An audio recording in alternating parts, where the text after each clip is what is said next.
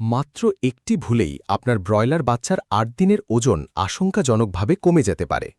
অনেক খামারি মনে করেন ৮ দিন তো সাধারণ একটি দিন, কিন্তু বাস্তবতা হল এই সময়েই বাচ্চার শরীরের হাড়, পেশি এবং রোগ প্রতিরোধ ক্ষমতার ভিত্তি তৈরি হতে শুরু করে। এই কয়েকদিনের যত্নই নির্ধারণ করে দেয় ভবিষ্যতে আপনার ফার্ম লাভ করবে নাকি ক্ষতির মুখে পড়বে। আপনি কি নিশ্চিত যে আপনার ফার্মে সবকিছু সঠিকভাবে চলছে? কোথাও কি এমন কোনো ছোট ভুল হচ্ছে যা আপনার অজান্তেই বাচ্চার গ্রোথ কমিয়ে দিচ্ছে? আজকের ভিডিওতে আমি হাতে কলমে দেখাবো কিভাবে এই ছোট ছোট ভুলগুলো এড়িয়ে আপনার ব্রয়লার বাচ্চার সর্বোচ্চ গ্রোথ নিশ্চিত করতে পারবেন। তাই ভিডিওটি শেষ পর্যন্ত অবশ্যই দেখবেন। আসসালামু আলাইকুম, আমি কাউসার। আপনাদের সবাইকে স্বাগত জানাচ্ছি আমার ফার্মের নিয়মিত আপডেট ভিডিওতে। আজ আমাদের ব্রয়লার খামারের ৮ দিন চলছে। যারা নিয়মিত খামার করেন তারা জানেন যে এই বয়সের বাচ্চাগুলো খুবই সেন্সিটিভ থাকে। তাপমাত্রার সামান্য পরিবর্তন, খাবারের মানের সামান্য সমস্যা অথবা পানির গুণগত মানের সামান্য ত্রুটিও তাদের গ্রোথে বড় ধরনের প্রভাব ফেলতে পারে। আজকের ভিডিওতে আমি আমার ফার্মে যেসব গুরুত্বপূর্ণ বিষয় অনুসরণ করছি সেগুলো বিস্তারিতভাবে আপনাদের সামনে তুলে ধরব। আশা করছি এই ভিডিওটি নতুন এবং অভিজ্ঞ দুই ধরনের খামারিদের জন্যই একটি কার্যকর গাইডলাইন হিসাবে কাজ করবে। প্রথমেই আসি খাবারের বিষয়ে। ৮ দিনের ব্রয়লার বাচ্চার জন্য খাবারই হল সবচেয়ে গুরুত্বপূর্ণ বিষয়। এই সময় বাচ্চারা খুব দ্রুত ওজন বাড়ায়, তাই প্রতিটি বাচ্চা ঠিকমতো খাবার খাচ্ছে কিনা সেটা নিশ্চিত করা অত্যন্ত জরুরি। আমি প্রতিদিন কয়েকবার খাবারের পাত্র পরীক্ষা করি, খেয়াল করি কোনো বাচ্চা খাবারের কাছে আসছে না কিনা। যদি কোনো বাচ্চা আলাদা হয়ে থাকে বা খাবার না খায় তাহলে বুঝতে হবে তার কোনো সমস্যা হতে পারে।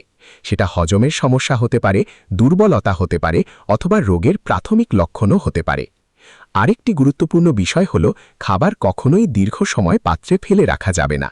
পুরনো বা আর্দ্র খাবার বাচ্চার স্বাস্থ্যের জন্য ক্ষতিকর হতে পারে। তাই আমি সবসময় চেষ্টা করি বাচ্চাদের জন্য ফ্রেশ এবং পরিষ্কার খাবার সরবরাহ করতে। প্রো টিপ: খাবারের পাত্রের উচ্চতা বাচ্চার পিঠের সমান রাখুন, এতে খাবার অপচয় কম হয় এবং সব বাচ্চা সহজে খাবার খেতে পারে। ৮ দিনে বাচ্চাদের জন্য সঠিক তাপমাত্রা বজায় রাখা অত্যন্ত গুরুত্বপূর্ণ। অনেক সময় আমরা শুধু গরমের দিকে খেয়াল করি, কিন্তু বাতাস চলাচলের বিষয়টি উপেক্ষা করি। যদি বাচ্চাগুলো এক জায়গায় জড়ো হয়ে থাকে তাহলে বুঝতে হবে তারা ঠান্ডা অনুভব করছে। আবার যদি তারা হাঁপাতে থাকে বা দূরে দূরে ছড়িয়ে থাকে তাহলে তাপমাত্রা বেশি হতে পারে। আমি সবসময় চেষ্টা করি ফার্মের ভেতরে পর্যাপ্ত বায়ু চলাচল নিশ্চিত করতে, তবে সরাসরি বাতাস যেন বাচ্চার গায়ে না লাগে সেদিকেও খেয়াল রাখতে হয়। এবার আসি লিটার বা মেঝের বিষয়। অনেক খামারি এই বিষয়টিকে গুরুত্ব দেন না, কিন্তু সত্যি বলতে একটি ভালো লিটার ব্যবস্থাপনায় অনেক রোগ প্রতিরোধ করতে পারে। ভেজা লিটার মানেই হলো অ্যামোনিয়া গ্যাস তৈরি হওয়ার ঝুঁকি। এই গ্যাস বাচ্চার স্বাস্থ্যতন্ত্রের জন্য অত্যন্ত ক্ষতিকর। এতে বাচ্চার ফুসফুসে সংক্রমণ হতে পারে এবং গ্রোথ মারাত্মকভাবে কমে যেতে পারে। আমি প্রতিদিন কয়েকবার লিটার পরীক্ষা করি। কোথাও ভেজা, জমাট বাঁধা বা দুর্গন্ধযুক্ত অংশ থাকলে সঙ্গে সঙ্গে তা সরিয়ে ফেলি এবং সেখানে শুকনো তুষ বা নতুন লিটার ব্যবহার করি। মনে রাখবেন, একটি শুষ্ক এবং পরিষ্কার লিটার অনেক রোগ প্রতিরোধে গুরুত্বপূর্ণ ভূমিকা পালন করে। খাবারের পরে সবচেয়ে গুরুত্বপূর্ণ বিষয় হল বিশুদ্ধ পানি। অনেক সময় দেখা যায় খামারিরা নিয়মিত পানির পাত্র পরিষ্কার করেন না। এটি একটি বড় ভুল। পানির পাত্রে শ্যাওলা, ময়লা অথবা পিচ্ছিল স্তর তৈরি হলে বাচ্চা বিভিন্ন রোগে আক্রান্ত হতে পারে। তাই আমি প্রতিদিন পানির পাত্র পরিষ্কার করি এবং পরিষ্কার বিশুদ্ধ পানি সরবরাহ করি। এই বয়সে প্রয়োজন অনুযায়ী ভিটামিন, মিনারেল বা ইলেকট্রোলাইট ব্যবহার করলে বাচ্চা দ্রুত শক্তি ফিরে পায় এবং ভালো গ্রোথ করে। তবে যে কোনো কিছু ব্যবহারের আগে অবশ্যই সঠিক মাত্রা সম্পর্কে জেনে নিতে হবে। পঞ্চম বিষয়: বাচ্চার আচরণ পর্যবেক্ষণ। একজন ভালো খামারির সবচেয়ে বড় গুণ হল পর্যবেক্ষণ ক্ষমতা। আমি প্রতিদিন কয়েকবার ফার্মের ভেতরে কিছুক্ষণ নীরবে দাঁড়িয়ে থাকি এবং বাচ্চাদের আচরণ পর্যবেক্ষণ করি। আমি লক্ষ্য করি বাচ্চাগুলো কি স্বাভাবিকভাবে হাঁটছে, তারা কি সক্রিয় আছে, কেউ কি ঝিমিয়ে আছে, কেউ কি মুখ খুলে শ্বাস নিচ্ছে, পায়খানার রং ও অবস্থা কি স্বাভাবিক আছে।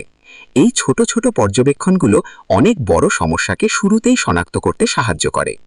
যদি কোনো বাচ্চার মধ্যে অস্বাভাবিক আচরণ দেখতে পান তাহলে কখনোই দেরি করবেন না। অভিজ্ঞ পশু চিকিৎসক বা ভেটেরিনারি ডাক্তারের পরামর্শ নিন। কোনো ওষুধ নিজে থেকে ব্যবহার করার আগে অবশ্যই সঠিক ডোজ এবং ব্যবহারের নিয়ম জেনে নিন। বন্ধুরা, আজ আমাদের ব্রয়লার বাচ্চার 8 দিনের আপডেট এবং গুরুত্বপূর্ণ ম্যানেজমেন্ট বিষয়গুলো আপনাদের সাথে শেয়ার করলাম। আশা করছি ভিডিওটি আপনাদের উপকারে আসবে। আপনাদের ফার্মে আজ বাচ্চার কততম দিন চলছে? গ্রোথ কেমন পাচ্ছেন? কোনো সমস্যা হলে কমেন্টে অবশ্যই জানাবেন। আমি প্রতিটি কমেন্ট পড়ার এবং উত্তর দেওয়ার চেষ্টা করি। আগামী ভিডিওতে আমি দেখাবো 9 দিনের কিছু গুরুত্বপূর্ণ টেকনিক, যা বাচ্চার রোগ প্রতিরোধ ক্ষমতা বৃদ্ধি এবং দ্রুত গ্রোথে সাহায্য করবে। তাই ভিডিওটি মিস করতে না চাইলে এখনই চ্যানেলটি সাবস্ক্রাইব করুন এবং বেল আইকনটি অন করে রাখুন। সবাই ভালো থাকুন, সুস্থ থাকুন। আল্লাহ হাফেজ।